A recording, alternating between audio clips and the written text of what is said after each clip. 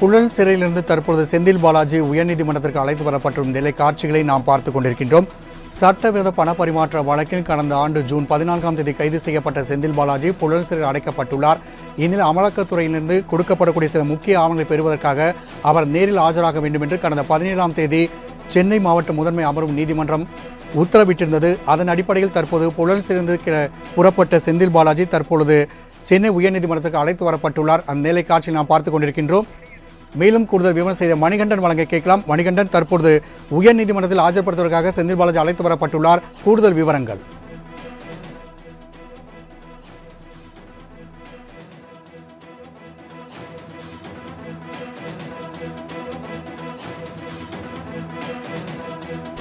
அமலாக்கத்துறை தொடர்ந்த வழக்கில் அசல் ஆவணங்களை பெறுவதற்காக தற்பொழுது செந்தில் பாலாஜி நேரில் ஆஜராகியுள்ளார். அந்த அண்மை செய்திகள் நாம் பார்த்துக் கொண்டிருக்கின்றோம். புழல் சிறையிலிருந்து அழைத்து வரப்பட்ட செந்தில் பாலாஜி தற்போது உயர்நீதிமன்றத்தில் ஆஜர்படுத்துவதற்காக காவல்துறையினர் அவரை அழைத்து வந்துள்ளனர். அதனை நேரலை காட்சியில் நாம் பார்த்துக் கொண்டிருக்கின்றோம்.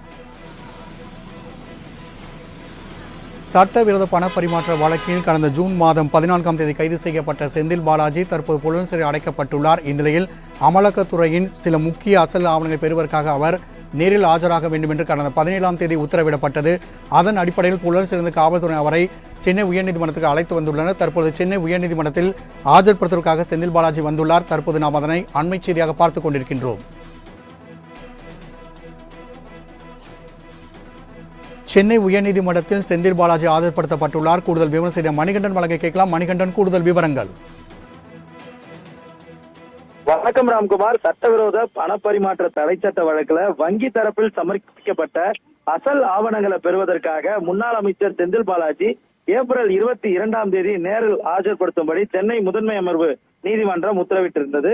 அதன் அடிப்படையில சட்டவிரோத பண பரிமாற்ற தடை சட்ட வழக்கிலிருந்து தன்னை விடுவிக்க கோரியும் முன்னாள் அமைச்சர் செந்தில் பாலாஜி சார்பில் தாக்கல் செய்யப்பட்ட மனுவை விசாரித்த சென்னை முதன்மை அமர்வு நீதிமன்ற நீதிபதி அள்ளி தீர்ப்பை தள்ளி வைத்திருந்தார். இந்நிலையில வழக்கு தொடர்பான வங்கி ஆவணங்களை அடிப்படையில வாதங்களை முன்வைக்க வேண்டியிருப்பதால விடுவிக்க கோரிய மனு மீது மீண்டும் வாதிட அனுமதிக்க கோரி செந்தில் பாலாஜி சார்பில் முதன்மை அமர்வு நீதிமன்றத்தில் மனு தாக்கல் செய்யப்பட்டது. இந்த மனுவை ஏற்றுக்கொண்ட சென்னை முதன்மை அமர்வு நீதிமன்ற நீதிபதி அள்ளி விடுவிக்க கோரிய மனு மீது மீண்டும் வாதங்களை முன்வைக்க செந்தில் பாலாஜி தரப்புக்கு அனுமதி அளித்து உத்தரவிட்டிருந்தார். இதற்கிடையில வங்கியிலிருந்து நீதிமன்றத்தில் சமர்ப்பிக்கப்பட்ட அசல் ஆவணங்களுக்கும் அமலாக்கத்துறை வழங்கிய வங்கி சார்ந்த ஆவணங்களுக்கும் வேறுபாடுகள் இருப்பதால் வங்கியின் அசல் ஆவணங்களை வழங்க வேண்டும் என செந்தில் பாலாஜி தரப்பில் புதிய மனு தாக்கல் செய்யப்பட்டது.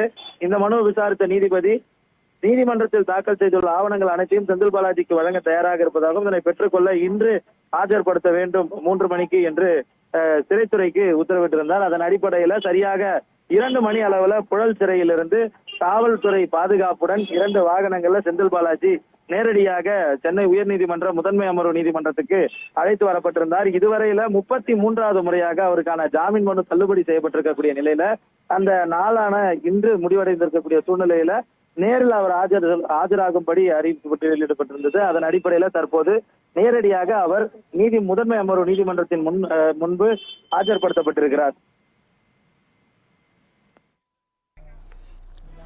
33 முறை செந்தில் பாலாஜி நீதிமன்ற காவல் நீட்டிக்கப்பட்டுள்ள நிலையில் தற்பொழுது அமலாக்கத்துறை அசல் ஆவணங்களை பெறுவதற்காக அவர் நேரில் ஆஜராக வேண்டும் என்று கடந்த 17ஆம் தேதி சென்னை மாவட்ட முதன்மை அமர்வு நீதிமன்றம் உத்தரவு பிறப்பித்திருந்தது. அதன் அடிப்படையில் புழல் சேர்ந்த அவரை காவல்துறையினர் சென்னை உயர்நீதிமன்றத்தில் ஆஜர்படுவதற்காக அழைத்து வரும் அந்த முதல் பதிப்பினை நம்முடைய மாலை முரசு தொலைக்காட்சி வாயிலாக நாம் பார்த்துக் கொண்டிருக்கின்றோம்.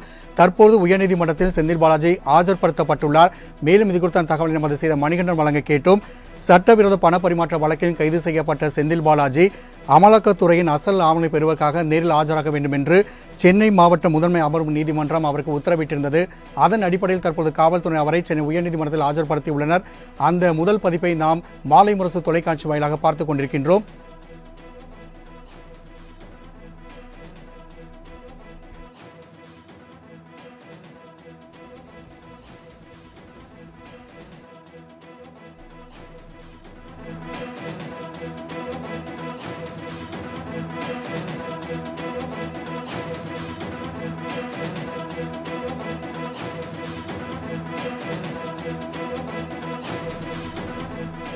புழல் சிறையிலிருந்து பலத்த பாதுகாப்போடு செந்தில் பாலாஜி தற்பொழுது சென்னை உயர்நீதிமன்ற முதன்மை அமர்வு நீதிமன்றத்தில் ஆஜர்படுத்தப்பட்டுள்ளார். அதனை நாம் அண்மை செய்தியாக பார்த்துக் கொண்டிருக்கின்றோம்.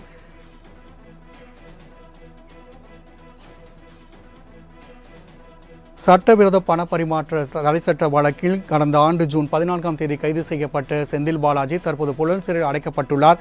மேலும் அவருடைய நீதிமன்ற காவலானது 33 முறை நீட்டிக்கப்பட்டுள்ளது. இந்நிலையில் அமலாக்கத்துறை சார்பாக தரக்கூடிய அசல் ஆவணங்களை பெறுவதற்காக அவர் இன்று ஆஜராக வேண்டும் என்று கடந்த 17ஆம் தேதி சென்னை மாவட்ட அமர்வு கூடுதல் நீதிபதி அள்ளி உத்தரவிட்டிருந்தார். அதன் அடிப்படையில் தற்போது அவரை புழல் சிறையிலிருந்து காவல்துறையினர் பலத்த பாதுகாப்போடு சென்னை உயர்நீதிமன்றத்திற்கு அழைத்து வந்துள்ளனர். அந்த முதல் பதிப்பை நாம் பார்த்துக் கொண்டிருக்கின்றோம். தற்போது அவர் நீதிமன்றத்தில் ஆஜர்படுத்தப்பட்டுள்ளார். அதனை அண்மை செய்தியாக நாம் பார்த்துக் கொண்டிருக்கின்றோம்.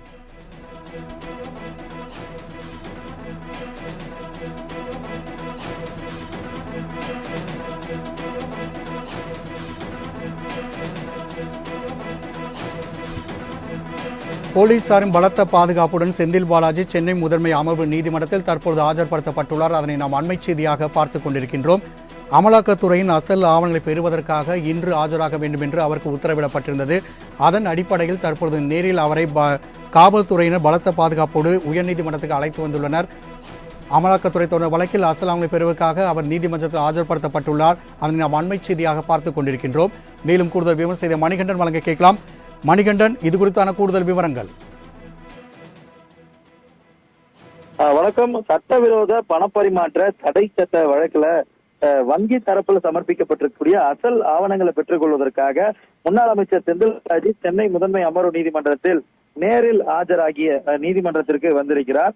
தற்போது பலத்த போலீஸ் பாதுகாப்புக்கு இடையே எஸ்பிளனேடு காவல் நிலைய நுழைவாயில் வழியாக அந்த முதன்மை அமர்வு நீதிமன்ற ஆஜராகுவதற்காக உள்ளே அழைத்து செல்லப்பட்டிருக்கிறார். சட்டவிரோத பணப்பரிமாற்ற தடை சட்டத்தின் கீழ் அமலாக்கத்துறை பதிவு செய்த வழக்கிலிருந்து தன்னை விடுவிக்க கோரி முன்னாள் அமைச்சர் செந்தில் பாலாஜி மனு தாக்கல் செய்திருந்தார். இந்த மனுவை ஏற்கனவே விசாரித்த சென்னை முதன்மை அமர்வு நீதிபதி எஸ் அள்ளி இருதரப்பிலும் வாதங்கள் நிறைவடைந்த நிலையில் குறிப்பிட்ட தேதியில் தீர்ப்பளிக்கப்படும் என கூறியிருந்தால், ஆனால் இந்த வழக்கில் தாங்கள் கூறிய வங்கி தொடர்பான ஆவணங்கள் இன்னும் கிடைக்கவில்லை என்பதால் இந்த வழக்கில் தங்களுடைய தரப்பில் வாதிட அனுமதிக்க வேண்டும் என செந்தில் பாலாஜி தரப்புல மனு தாக்கல் செய்யப்பட்டது. வாதங்களை மீண்டும் முன்வைக்க செந்தில் பாலாஜி தரப்புக்கு அனுமதி அளித்து நீதிபதி உத்தரவிட்டிருந்தார். அதன் அடிப்படையில அந்த வாதங்க வங்கி தரப்புலையும் அதே போல அமலாக்கத்துறை சார்பில் தம்ம நீதிமன்றத்துல சமர்ப்பிக்கப்பட்டிருக்கக்கூடிய செல்லான்கள், அதாவது ஆவணங்களை செந்தில் பாலாஜி நேரில் பெற்றுக் கொள்வதற்கு இன்று மாலை 3 மணிக்கு நேரில் ஆஜராகும்படி சிறைத்துறைக்கு முதன்மை அமர்வு நீதிபதி உத்தரவிட்டிருந்தார். அதன் அடிப்படையில சரியாக 2 மணியிலிருந்து அவர் இருக்கக்கூடிய புழல் சிறையில இருந்து பலத்த போலீஸ் பாதுகாப்புடன் சாலை மார்க்கமாக அவர் சென்னை மாவட்ட முதன்மை அமர்வு நீதிமன்றத்திற்கு அழைத்து வரப்பட்டிருந்தார்.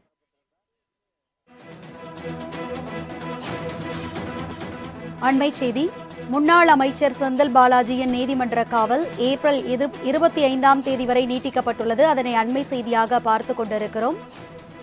சட்டவிரோத பண பரிமாற்ற வழக்கில் அமலாக்கத்துறையால் கைது செய்யப்பட்டுள்ள முன்னாள் அமைச்சர் செந்தில் பாலாஜியின் காவல் ஏப்ரல் 25ஆம் தேதி வரை நீட்டிக்கப்பட்டுள்ளது. அது தொடர்பான செய்தியை முக்கிய செய்தியாக பார்த்து கொண்டிருக்கிறோம். சட்டவிரோத பண பரிமாற்ற வழக்கில் அமலாக்கத்துறையால் கைது செய்யப்பட்டுள்ள முன்னாள் அமைச்சர் செந்தில் பாலாஜியின் காவல் ஏப்ரல் 25ஆம் தேதி வரை நீட்டிக்கப்பட்டுள்ளது. அதனை அண்மை செய்தியாக பார்த்து கொண்டிருக்கிறோம். முன்னாள் அமைச்சர் செந்தில் பாலாஜி நீதிமன்ற காவல் ஏப்ரல் 25ஆம் தேதி வரை நீட்டிக்கப்பட்டுள்ளது.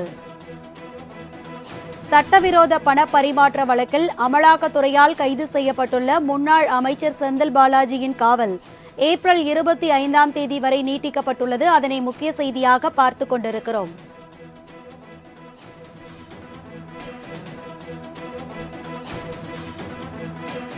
அமலாக்கத்துறை தொடர்ந்த வழக்கில் அசல் ஆவணங்களை கையெழுத்திட்டு பெற்றுக்கொண்டார் செந்தில் பாலாஜி. அவரது காவல் ஏப்ரல் 25ஆம் தேதி வரை நீட்டிக்கப்பட்டுள்ளது. அதனை அண்மை செய்தியாக பார்த்து கொண்டிருக்கிறோம். இது தொடர்பான முழுமையான விவரங்களை செய்தியாளர் மணிகண்டன் வழங்க கேட்கலாம். மணிகண்டன், இது குறித்த விவரங்களை பகிர்ந்துக்குங்க.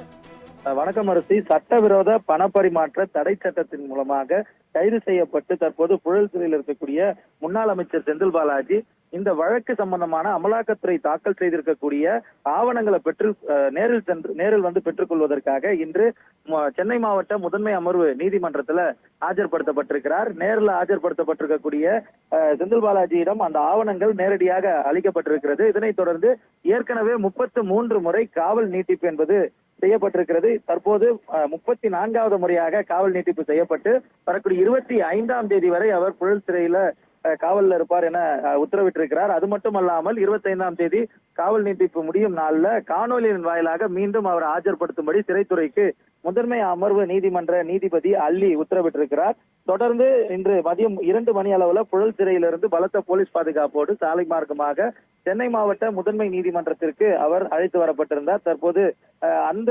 விசாரணைக்கான அமலாக்கத்துறை தாக்கல் செய்யப்பட்டிருக்கக்கூடிய வங்கிகள் சார்ந்த செல்லான்கள் ஆவணங்களை பெற்றுக்கொண்டதன் அடிப்படையிலும் அதே போல காவல் நீட்டிப்பின் இறுதி நாள் என்ற அடிப்படையிலும் மீண்டும் ஒரு முறை 34வது முறையாக காவல் நீட்டிப்பு செய்யப்பட்டிருக்கிறது.